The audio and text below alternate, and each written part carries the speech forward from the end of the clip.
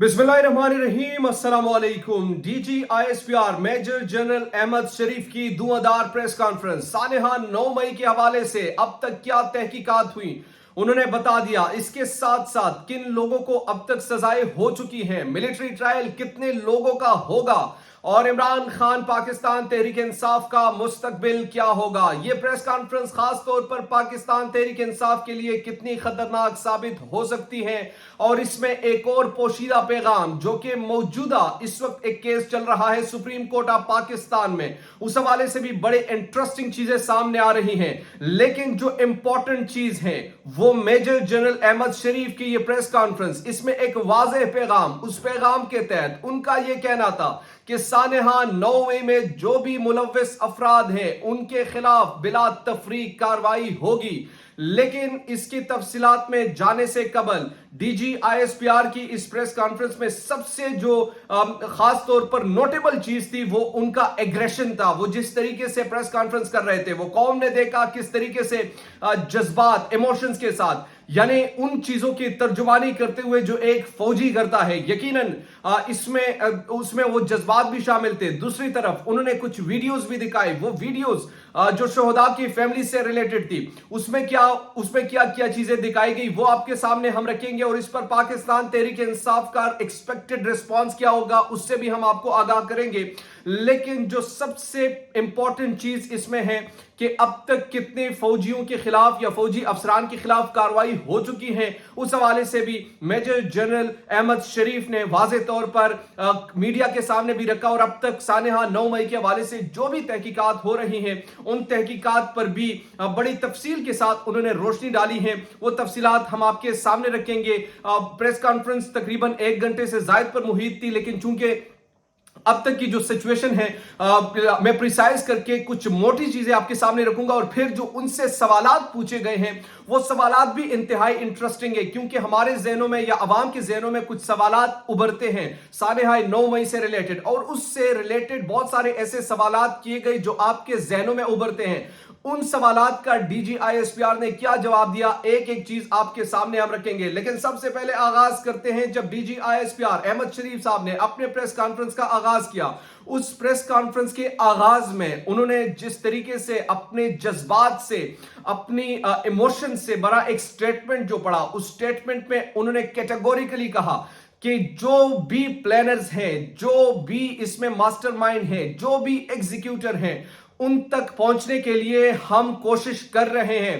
तहकीकात हुई हैं, बहुत सारी चीजें सामने आई हैं, और इसमें एक वाज़े पैगाम उस पॉलिटिकल पार्टी की तरफ भी था जो बार बार उन्हें शरपसंद, उन्हें पाकिस्तान के लिए जो ये काम किया है, ये मुल्क दुश्मन काम वगैरह वगैरह बहुत सारी चीजें कही गई हैं।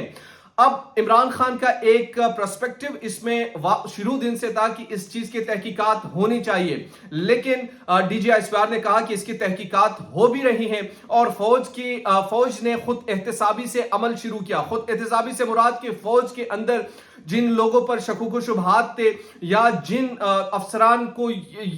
अफसरान ने गफलत बरती उनके खिलाफ कार्रवाई हो चुकी है। इस हवाले से DGISPR ने मीडिया से बातचीत की और उसमें बताया कि सानेहा 9 मई से रिलेटेड या उसमें गफलत बरतने वाले तकरीबन 3 आला अफसरान, जिसमें एक लेफ्टिनेंट जनरल भी शामिल है, और 15 जो अफसरान हैं वो 15 दीगर अफसरान जो है उनको बर्खास्त कर दिया गया है। उनके खिलाफ कार्रवाई भी हो चुकी है। तो ये इसे आप अंदाजा लगा सकते हैं कि सानेहा 9 मई को लेकर अफवाज पाकिस्तान किस किस्म के लिए इसको सीरियसली ले रही है। जो अब तक हामिद मीर साहब या दीगर साहब जो कहते हैं कि इमरान खान सिचुएशन को नहीं समझ पा रहे, मेरे ख्याल में ये वही सिचुएशन है कि अगर एक लेफ्टिनेंट जनरल के खिलाफ इस किस्म की कार्रवाई हो सकती है तो एक्सपेक्टेडली आप इमरान खान या उनकी पार्टी के हवाले से तसव्वुर कीजिए कि उनके खिलाफ तो डेफिनेटली ऐसा ही होगा।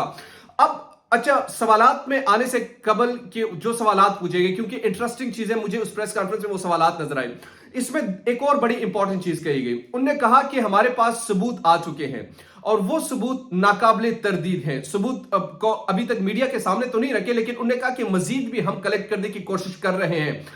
और शुरू में जो बॉडी लैंग्वेज था, खासतौर पर DGISPR का, एक जवान की तरह, एक जज्बे से चूर जो शख्सियत नहीं होती कि जिनमें जज्बा होता है कि यार ये काम तो हम करके रहेंगे, तो वो नजर आया आज। और बॉडी लैंग्वेज से बहुत सारे लोग आप अंदाजा लगा सकते हैं कि वाकई में वो बड़े कंसर्न नजर आए इस चीज से। अच्छा, अब इसमें सुप्रीम कोर्ट के लिए मुझे ऐसा लगा कि उनके लिए भी एक पैगाम था, या जो पटिशन वहां पर लेके गए उनके लिए भी एक पैगाम था। एक सवाल जब पूछा गया, उस सवाल के जवाब में उन्होंने कहा कि अगर जो अफवाज पाकिस्तान है, अगर उन्होंने सानेहा 9 मई के जो प्लानर्स हैं, एग्जीक्यूटर्स हैं या मास्टरमाइंड हैं, उनको सजाएं नहीं दी, या इस वाकये का जो इन्वेस्टिगेशन के बाद अगर सजा और जजा का अमल पूरा ना किया गया, तो कल को कोई दूसरी सियासी जमात भी जो है वो भी इस तरह का काम कर सकती है। अच्छा, ये बड़ा इंपॉर्टेंट था। और इसमें जब इसके साथ उन्होंने कहा कि हम चाहते हैं कि ना सिर्फ इसकी सजा और जजा का अमल भी हो, बल्कि अगर कोई ये चाहता है कि उसकी यानी इस सजा और जजा के अमल में जो भी हो, अगर वो रुकावट डालेगा तो उनके खिलाफ भी सख्त तरीन कार्रवाई होगी। ये भी वाज़ेह तरीन पैगाम। और ये पैगाम मैं अज्यूम करता हूं, मैं अपनी जात पे ये अज्यूम करता हूं कि उन लोगों के लिए एक पैगाम है जो सुप्रीम कोर्ट या पटिशन लेके गए, या अगर कोई ऐसा डिसीजन आता है। क्योंकि मिलिट्री कोर्ट्स के हवाले से भी उन्होंने बात की कि अब से नहीं है, ये 2018 से कबल भी थी, या आज से 2 साल कबल बनी थी वगैरह, तो उस पर बात की। अच्छा, अब इमरान खान का इस पर एक्सपेक्टेड रिस्पांस क्या होगा, या पाकिस्तान तहरीक इंसाफ का इस पर एक्सपेक्टेड रिस्पांस क्या होगा? मुझे जो लगता है कि एक मरतबा फिर से अगर इमरान खान खिताब करेंगे तो उनका यही होगा कि जनाब इसके पहले इन्वेस्टिगेशन होनी चाहिए, फिर उसके बाद ये तमाम चीजें होनी चाहिए। और उनका ये ख्याल था कि इस तरीके से जो मामलात हुए हैं ये एक प्लान के तहत हुए वगैरह वगैरह। तो इस प्लान के तहत भी कुछ सहाफियों ने सवाल किए। चूंकि जाहिर सी बात है वहां पर सहाफी मौजूद थे, तो उनसे डीजी ISPR साहब से सवाल किया गया कि बहुत सारे लोग ये समझते हैं, या सोशल मीडिया पर ये डिबेट जारी है कि ये जो कुछ किया है ये अफवाज ने या इदारों ने हुकूमत के साथ मिलकर खुद किया है कि पाकिस्तान तहरीक इंसाफ को पिछाड़ दिया जा सके।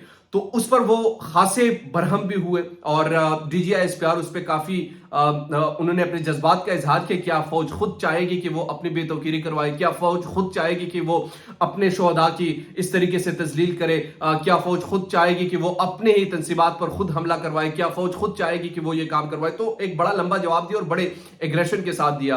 तो डेफिनेटली उससे भी ये हमें नजर आया कि नहीं, ये जो वाकयात थे ये वाकई एक सीरियस नोयत की इसलिए भी है क्योंकि इस प्रेस कॉन्फ्रेंस के बाद अब तो चीजें वाज़ेह तौर पर नजर आ गई हैं कि क्या आगे होने जा रहा है। कि अगर अफवाज पाकिस्तान अपने खुद एहतसाबी में इस तरीके से उनके मुकम्मल हो चुकी हैं, तो आप इस चीज की एक्सपेक्ट तो कर सकते हैं कि कम से कम आने वाले दिनों में आप देखेंगे कि जो जिनकी पार्टी ने ये किया उनका सरबराह के खिलाफ या दीगर उनकी पार्टी के लोगों के खिलाफ जो भी उसमें मुलव्वस थे, तो उनके खिलाफ भी इस किस्म की कार्रवाई हो सकती है। अलबत्ता इस प्रेस कॉन्फ्रेंस में यही चीजें थी जो मैंने आपके सामने रखी।